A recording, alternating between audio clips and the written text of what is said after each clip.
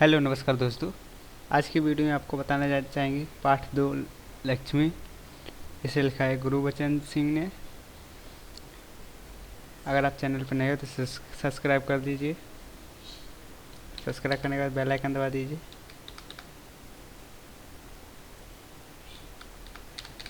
आप आपको इसका परिचय देना चाहेंगे। जिन्होंने लिखा है गुरुबचन सिंह ने लिखा है उनका परिचय देना चाहेंगे। प्रसिद्ध कहानीकार गुरुबचन जी ने साहित्य के अनेक क्षेत्रों में मुक्त मुक्त मुक्त ले, लेकर मुक्त लेखन किया। आपकी भाषा सरल सरल और प्रभावी है। इसी वचन से आपका साहित्य रोचक बना पड़ा है। ये थे आप गुरुबचन सिंह के परिचय। आपको पार्ट 2 लक्ष्मी बताने वाला हूँ। उस दिन लड़के ने तेज में आकर लक्ष्मी की पीठ पर 4 डंडे बरसा दिए थे। वह बड़ी बड़ी भयभीत और घबराई थी। जो भी उसके पास जाता सिर हिला उसे मारने की कोशिश करती या फिर उछलती कूदती गले की रस्सी तोड़कर खूंटे से आज़ाद होने का प्रयास करती थी। करमत अली इधर उधर 4 दिनों से अस्वस्थ था, लेकिन जब उसने यह सुना कि रहमान ने गाय की पीठ पर डंडे बरसाए हैं तो उससे रहा नहीं गया। वह किसी प्रकार चारपाई से उठकर धीरे धीरे चलकर बथान में आया। आगे बढ़कर उसके माथे पर हाथ फेरा पुचकारा और होले से उसकी पीठ पर हाथ फेरा। लक्ष्मी के शरीर में एक सरहन सी दौड़ गई। मतलब लक्ष्मी गाय थी। एक लड़का था, उसने वो वैसे देख के गया था गाय को, तो उसने गाय दूध नहीं देती थी तो उसने उसको मारा। जब उसको पता चला कि उसकी गाय को बहुत बेरहमी से पीटा है, उसको रहने गया और वो सीधा अपने गांव में आ गया। यूं ही कमबख्त ने कितनी बेदर्दी से पीटा। उसकी बीवी रामजानी बोली, लो चोट की जगह पर यह रोगन लगा दो, बेचारी को आराम मिलेगा। करामत अली गुस्से में बोला, क्या अच्छा हो अगर इसी लाठी से तुम्हारे रहमान के दोनों हाथ तोड़ दिए जाएं। कहीं इस तरह पीटा जाता है।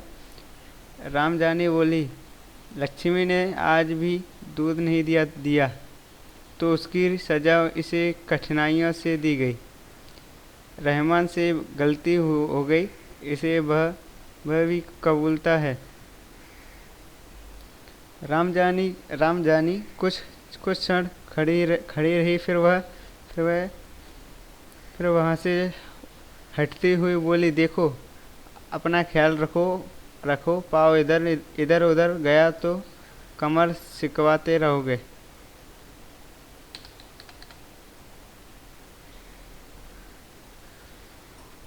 करामत अली ने फिर प्यार से लक्ष्मी की पीठ पर सहलाई। मुँह ही मुँह में बड़बड़ाया, माफ़ करना लक्ष्मी,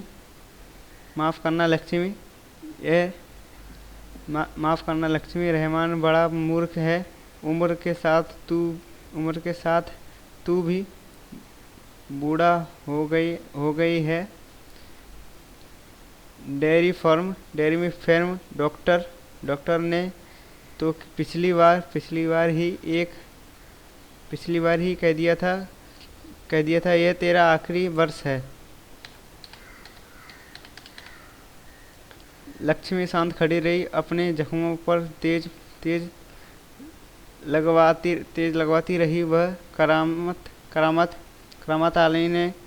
करामत अली के मित्र ज्ञान सिंह की निशानी थी। ज्ञान सिंह और करामत अली एक दूसरे के पड़ोसी तो थे ही, वे कारखानों में भी एक ही विभाग में काम करते थे। प्रिय एक साथ ड्यूटी पर जाते जाते और एक साथ ही घर लौटते। ज्ञान सिंह को बेबसी पालने का बहुत शौक बहुत ज्ञान सिंह को मवेशी पालने का बहुत शौक था। प्रिय उसके घर के दरवाजे पर भैंस या गाय बंधी रहती। 3 वर्ष पहले उसने एक जर्सी गाय खरीदी थी। उसका नाम उसने लक्ष्मी रखा था। अंधेड़ उम्र की लक्ष्मी इतना दूध देती थी कि उससे घर की ज़रूरत पूरी हो जाने के बाद बाकी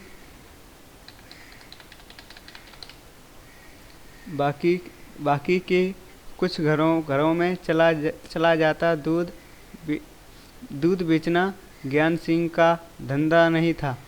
केवल गाय को चरा और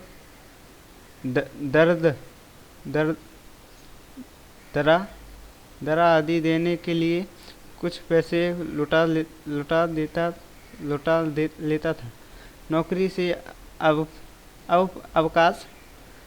से अवकाश के बारे में ज्ञान सिंह को कंपनी का वह मकान खाली करना पड़ा। समस्या थी तो लक्ष्मी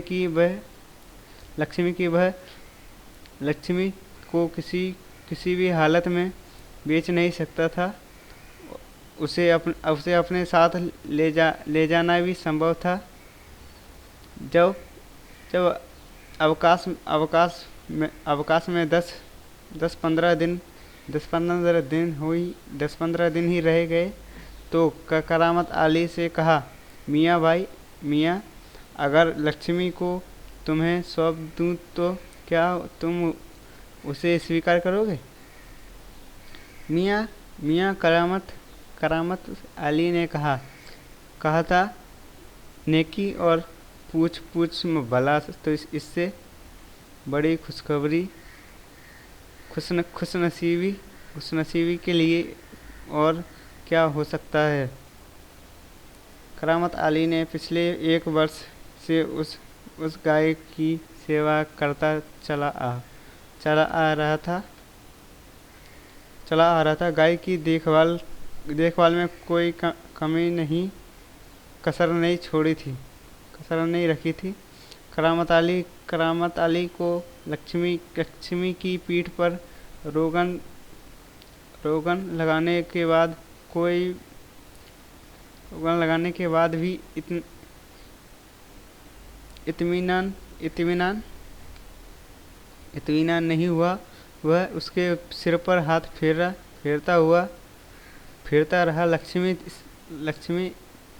स्थिर खड़ी उसकी और जिगा संपूर्ण दृष्टि से देखती रही। करामत अली को लगा जैसे लक्ष्मी कहना चाहती हो, यदि मैं तुम्हारे काम की नहीं हूँ तो मुझे आज़ाद कर दो। मैं यह घर छोड़कर कहीं चली जाऊंगी। करामत सिंह अली डॉक्टर ड्यूटी पर जाने की तैयारी में था। तभी रामजानी बोली, रहमान के अब्बा, लक्ष्मी दूध नहीं देती तो हम इसका क्या करेंगे? क्या खूंटे से बांधकर हम इसे खिलाते पिलाते रहेंगे? जानवर है, बंधा है तो इसे खिलाना भी पिलाना भी पड़ेगा। खिलाना भी पिलाना पड़ेगा ही। जानते हो